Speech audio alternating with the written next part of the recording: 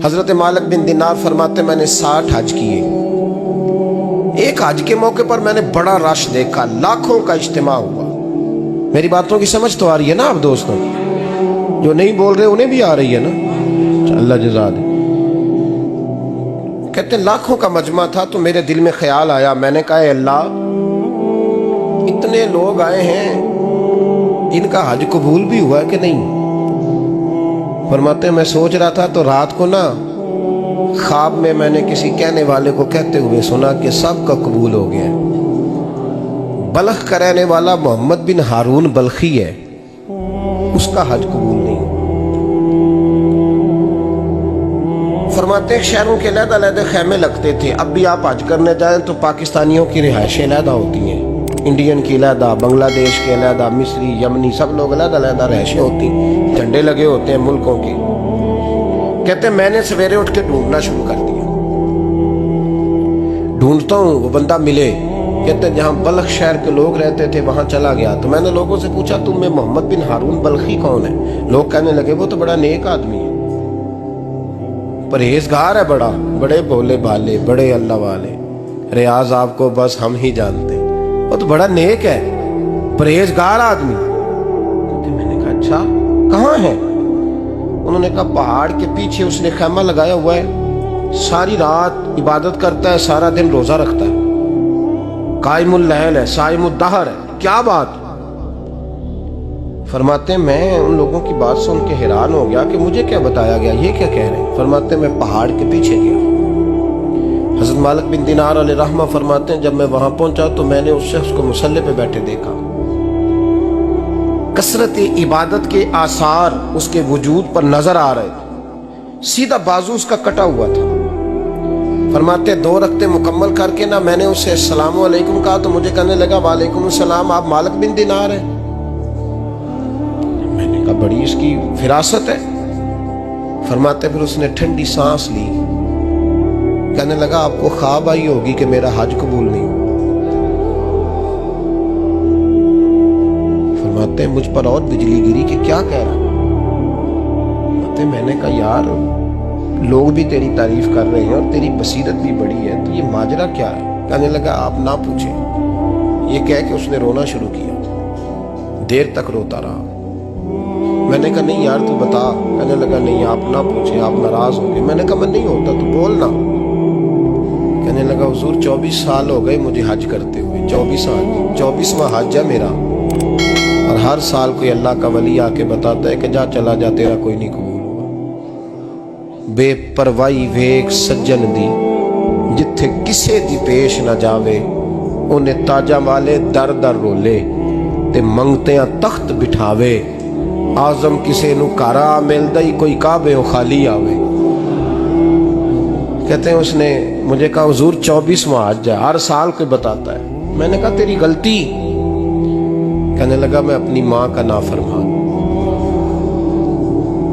मैंने कहा वाकया क्या हुआ? कहने लगा हजरत अल्लाह ने मुझे दौलत दी, माल दिया, जमीनें दी तो मैं अय्याश हो गया। इमाम मालिक बिन दिनार रहमतुल्लाह अलैह फरमाते मुझसे कहने लगा पैसे आए तो मैं अय्याश हो गया। रमजान का महीना था, असर के बाद मेरी अम्मा इफ्तारी की तैयारी कर रही थी, मैं गया, मैंने कहा शराब पी हुई, अम्मा रोटी दे, तो अम्मा कहने लगी शर्म कर, शर्म कर, रोजा रखा नहीं तो जिन्होंने रखा है उनका तो ख्याल कर। कहते अम्मा की बात का मुझे गुस्सा लगा। मैं कहा करता हूं बदनसीब है वो बेटा जिसका बाप उससे बात करते हुए डरता है कि पता नहीं कहां से बोलेगा। बदनसीब नहीं वो बेटा जिसकी माँ उससे बात करते हुए सहम जाती है कि पता नहीं कौन सी बोली बोलेगा। बदनसीब नहीं कि माँ बाप भी जिससे खोल के बात ना कर सके। हजरत मालिक बिन दिनार से कहने लगा अम्मा ने जब कहा ना शर्म कर तो मुझे गुस्सा आया, मैंने माँ को थप्पड़ मारा और मेरी माँ जलते हुए तंदूर में गिरी। लोगों ने मुझे पकड़ के अंदर बंद कर दिया कमरे में। सारी रात मैं शोर सुनता रहा पर नशे में धुत रहा। सवेरे आंख खुली तो मेरी बीवी बैग बांध रही थी। मैंने कहा कहाँ जा रही हो? कहने लगी जो माँ का नहीं बना मेरा कैसे बनेगा।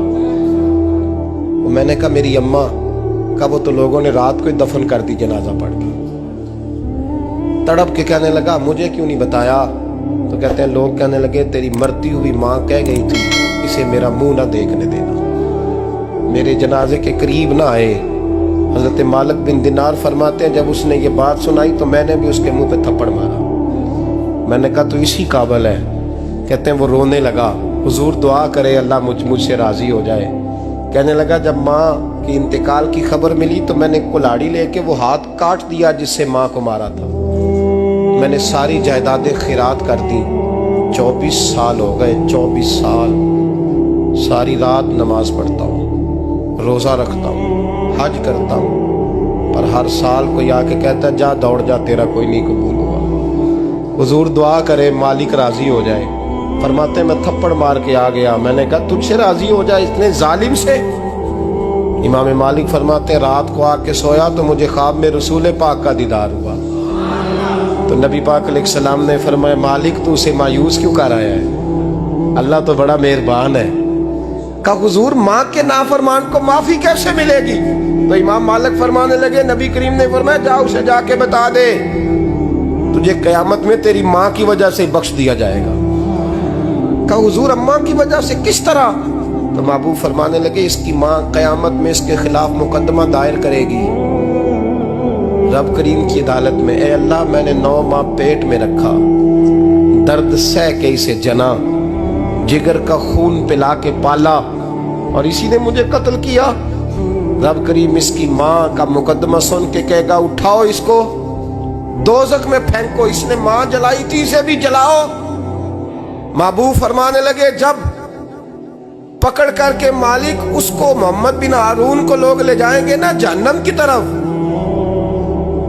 अभी फरिश्ते घसीटेंगे ही तो पलट के फिर अम्मा की तरफ देखेगा और दूसरी दफा फिर घसीटेंगे तो पलट के देखेगा और तीसरी दफा फिर पलट के कहेगा अम्मा ये मुझे जलाने लगे, अम्मा ये जहन्नम में फेंकने लगे।